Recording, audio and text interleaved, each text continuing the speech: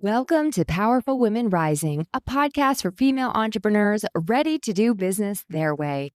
Grab your coffee and join host Melissa Snow, business relationship strategist and founder of the Powerful Women Rising community, as she interviews industry experts and shares insights on strategy, marketing, mindset, and more. Here, you'll find the tools, strategies, and inspiration you need to feel empowered, take bold action in your business, and keep rising. Hey, everybody. Welcome back to another episode of the Powerful Women Rising podcast. I'm your host, Melissa Snow, and it's almost the end of 2025. Woo! Can you believe it? It's almost the end of 2025.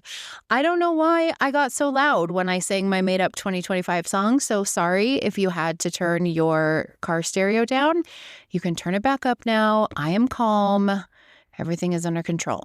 I just can't believe that it is almost 2026, and it's just crazy how time flies. Did you guys have a good 2025? I had a pretty good 2025. There were a lot of ups and downs, but business-wise, I feel really great about where things are at the end of 2025. And I credit that to several things. I mean, I give a lot of credit to myself because I'm pretty awesome and resilient and persistent and smart. And so that definitely has helped. But I also have a really, really amazing team this year, and that has made such a significant difference. My VA, shout out to her, Meredith. She is incredible. She is like the VA that I think every entrepreneur with ADHD needs. I mean, she is just like all the ways that my brain does not function well. That's how Meredith's brain functions. And it's been so helpful, and I can't even, I could do a whole podcast episode about how much it has helped me. So if you're listening and you need a referral, let me know. I'll give you Meredith's info. The other thing that has made a huge difference is I have been working with a strategist, Jessica Milheiser, also happy to give you her info. And I did a year-long program with her last year, which I am doing again this next year in 2026, that really just is about setting goals and breaking those goals down into smaller, quarterly and monthly pieces that are simpler and more manageable, and making sure that I stay on track and aligned with the goals that I set for myself and for my business. And it's been helpful in so many ways. It's really helped me make sure that the things that I'm doing and the ways I'm spending my time and energy are on the things that actually are moving the needle forward in my business, not just the things that I'm like, oh, I think this is probably a good thing to do. And looking at actual data and making decisions based off of actual data, which, I mean, amazing, right? So that has been really, really good. And also just not getting so distracted by all the shiny objects. When you're so clear on what your mission and your vision and your values are in your business, and you're super clear on what your short and long-term goals are, it's so much easier to make decisions, and it's so much easier to stay focused and not get distracted, because things come up that I'm like, oh, I need to hire this person. Oh, I need to do this thing. Oh, I should do this. And I can always come back to the mission, vision, and values, the business identity that I've created with Jessica, and also the goals that I've outlined, and ask myself, is whatever I'm considering doing aligned with my business identity? And is it something that is going to help me move more towards these goals? And if the answer is no, then either it's not aligned for my business or it's a distraction that I don't need. And I really credit a lot of the success that I've had this year to my work with Jessica. And again, if you want her info, let me know. Happy to share with you. Okay, so today, that's what I've got going on. And I am going to share an interview with someone who I am fully prepared to hire in 2026. SEO is one of those things, you'll hear us talk about it in the interview, that is so foreign for so many of us that we hear it and it sounds like a good idea and we get why it's a good idea, but also seems like it's probably really complicated and not something that we need to worry about until we have millions of dollars to invest in it. And This interview completely changed my outlook on SEO, and it affirmed for me how important it is and also how doable it is if you have the time and the energy to invest for yourself, but also not that far out of reach to hire someone to do it for you. So I love this interview. Kelly Kumler, she is so smart. She knows so many things about SEO, and especially the ways that SEO is changing with all of this AI, ChatGPT, Google AI summary, all of the things. Has really changed the game for SEO. And I love everything that she shares in this interview in terms of like educating you about SEO, but also some really good tips and tools and places that you can go on the internet to help you figure out some really basics for your own SEO. And I am super excited to implement a lot of the things that she taught. And like I said, to hire her in 2026, it is fully on my to-do list. So without further ado, let me introduce you to Kelly Kumler. She is a brand and website designer with an SEO obsession. Somebody's got to be obsessed with it, and it ain't me. She works with female service providers to help establish their organic marketing and attract their dream clients. Outside of running Kelly Ryan Co., she is a busy mom to 3 boys, building a life first business. I love that. I've never heard that phrase before, life first business, but I totally get it and totally love it. All right, here we go. Let's dig into my interview with Kelly Kumler about SEO. Hi, Kelly. Welcome to the Powerful Women Rising podcast. Hi, Melissa. Thank you so much for having me. Absolutely. Thanks for coming on and being a guest. I'm excited to talk to you about SEO. I get so many podcast guest applications and they're all so good. I just love it's so fascinating to see like all the different areas of expertise that people have and all the different like takes people have on different topics. But yours stood out to me because SEO, I feel like, is one of like the great mysteries of the business world. And it's like, I feel like I talk to so many people and I'm one of them that's like, yeah, SEO is really important and also scary, confusing, and I'm going to pretend like it doesn't exist. So I'm excited to talk to you about this topic today. Before we dive into that, tell everybody a little bit about you and about what you do. Yeah. So again, my name's Kelly. I own a brand and website design agency called Kelly Ryan Co. And we also specialize in SEO. I was a teacher for 7 years before I got into brand and website design and really started with the like, this will be fun and creative. And as soon as I heard about SEO, it was one of those like words I knew, but didn't actually know anything about. But when I realized like how important it was to your website and like what a website designer can do in the way of SEO, I knew that it was something I really wanted to dive into. And it was really my first big investment in my business was investing in a small group coaching program, all centered on teaching website designers SEO. So since then, I've been a bit of a fanatic and it's become a really big part of how I run my business. And, you know, I see the changes that it makes for my own clients. Yeah, I love it because I think there's so much talk in the business world, especially like small business and online business. We talk so much about social media and social media marketing and how to go viral and how to do reels and how to do all these things and not as much about SEO. Like it's one of those things that we're like, oh yeah, that would be nice. So, okay, let's start at the very beginning for people who don't know what SEO is or maybe who like think they know what SEO is, but maybe they don't. Let's start with that. Okay, yes. So SEO is search engine optimization. So most commonly we think of it with Google, but those rules have changed quite a bit, but we can get more into that later. But it's really how your website and the content on your website shows up across any search engine. And we really all SEO starts with keyword research, where we need to figure out, you know, what are people searching for and how do we have that show up in our website or our blog posts or even our YouTube videos so that our content is being put in front of the right people's eyes. Okay. So does SEO, you mentioned YouTube videos and also websites. Does it also have to do with like what we're posting on social media or not as much?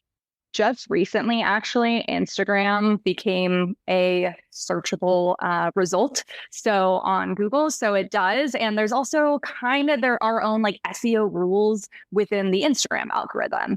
So yes, it's really important everywhere, but the algorithms might be different between Google and Instagram and YouTube and Pinterest, et cetera. Okay, got it. So for purposes of today's conversation, to simplify things and also not make this like an 8-hour interview, let's focus specifically on like search engine specifically. So whether that's Google or Yahoo or whatever people are using, when it comes to SEO, what would you say are some of the most common mistakes that you see people making, especially with their website?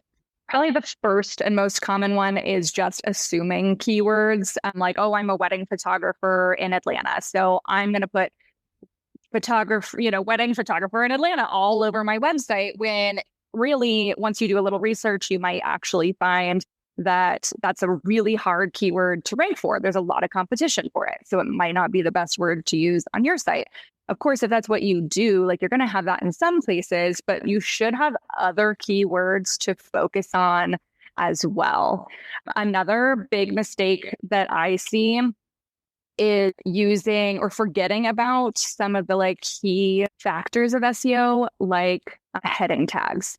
So all of the text within our websites tagged a certain way, each one meaning heading 1, H2, H3, paragraph, div, navigation. So there are pieces of our website that Google wants to know, okay, this is the most important thing. Like your main heading on your homepage is going to be tagged as an H1. Think of that as like the chapter of your book. And then you have the title of your book. And then you have subheadings more like the chapters. And then you might have sub-chapters in some textbooks, right?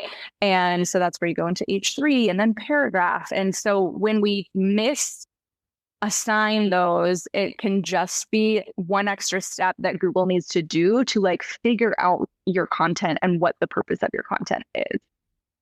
Okay. So let's back up to the first one when you talked about assuming keywords. Besides hiring you, which of course we're all going to do after we listen to this podcast, how do we figure out what the best keywords for us are? So there's a few different tools out there. The one that I suggest the most is called Suggest. And they do have a free version, which I think is great. And you can actually put in a keyword. Again, I'll just use, wedding photographer Atlanta. And you can put it in there and it will spit out a bunch of numbers. So the two numbers you want to pay the most attention to are the volume and the SEO difficulty. So the volume is how many people are searching for that term each month.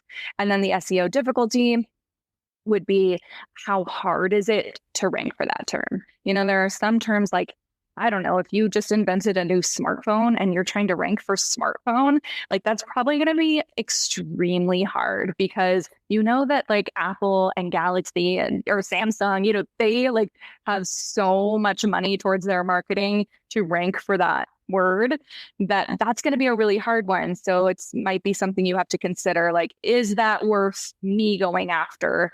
Or should I look for another term that's going to be a little easier on the SEO difficulty ratings to try and rank for that term instead? Okay, awesome. That's a helpful tip. And so when you're talking about the second thing about talking about like the heading tags and the different places where we have our text, is there certain text that matters more than others? Like, do we want our really important stuff in the heading and not in the paragraph?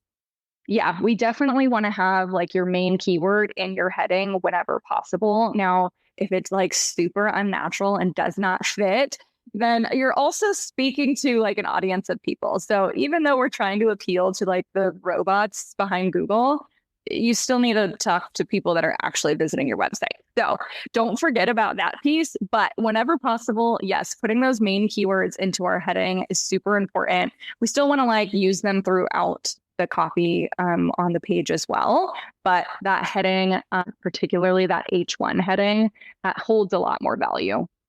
Okay. Yeah, that makes sense. And I've totally seen the websites that you're talking about where it's like they're very clearly into the SEO. And I'm like, yes, this is great because I'm going to find your website probably. But when I get to it, I'm going to be like, this is literally so awkward to read. I don't even know what's happening right now.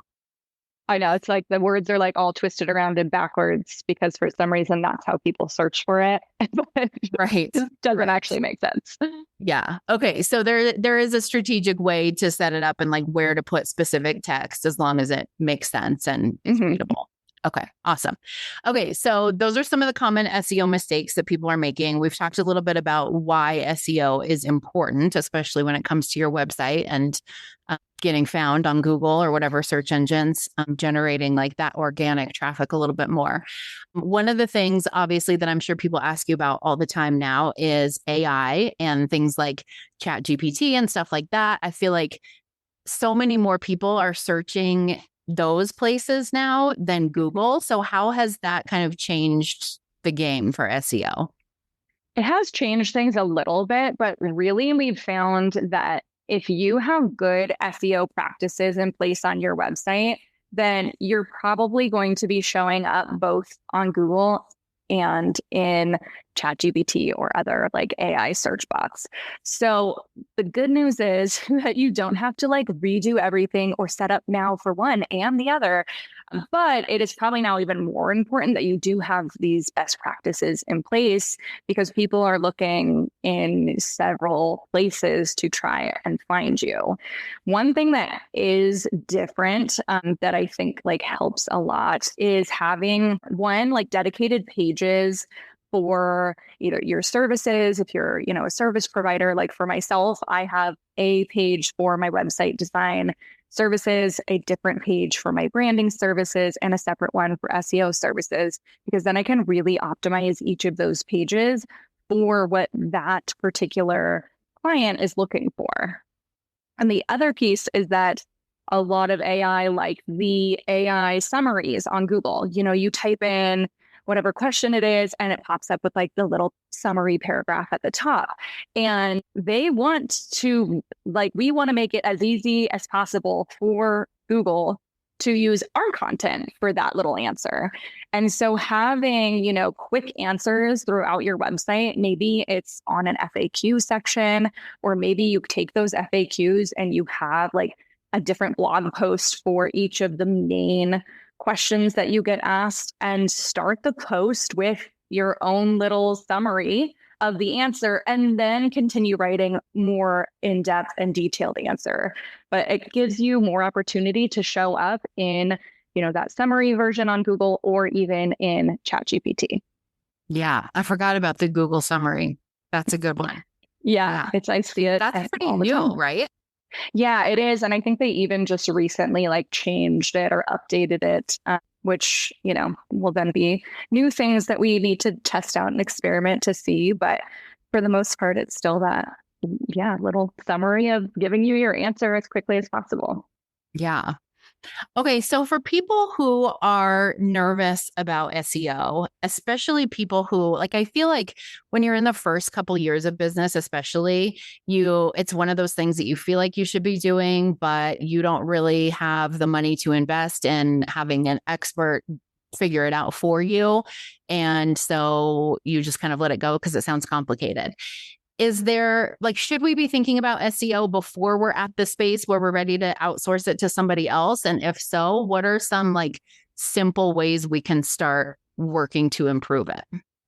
One thing about SEO is that it takes a long time and it really grows over time. So it's always a good idea to like be thinking about it, early on in your business and let it be something that grows. But it's also, I get it. Like you, especially at the beginning of business, you can't be working on 10 different marketing channels all the time.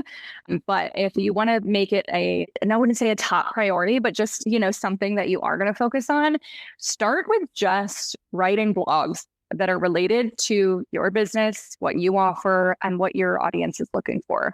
Because oftentimes doing that regularly and consistently, which is a key, you will build up keywords that you're ranking for naturally. It's just, you end up putting content out there that people are looking for. And then later you can go in and get some other pieces established or, hire someone to build the rest for you. And you already have a lot of good content there to build off of. Yeah. Is there like a length that you recommend for those blog posts or like a specific frequency that is ideal? I say at least once a month, but it's more about consistency than frequency. So, posting once a month for a year is better than posting 6 posts this month and then 6 more in 3 months and then never again for the rest of the year. So keeping that in mind. And then the length, it always depends a little bit. I do try and recommend over 1,000 words per blog post, just so that there is enough content there to show up for Google and to inform your audience. I do use another tool. It's a Chrome extension called Keyword Surfer. And this one is great because I will plug in a keyword that maybe I'm trying to rank for or my client's trying to rank for. And if I plug that into Google, it's going to show me all of the results. And then next to those results, it's going to tell me how many times is that specific keyword used in that post and how many words is that post. So that I can try and say, okay, so that top post has 1,200 words and uses this specific keyword twice.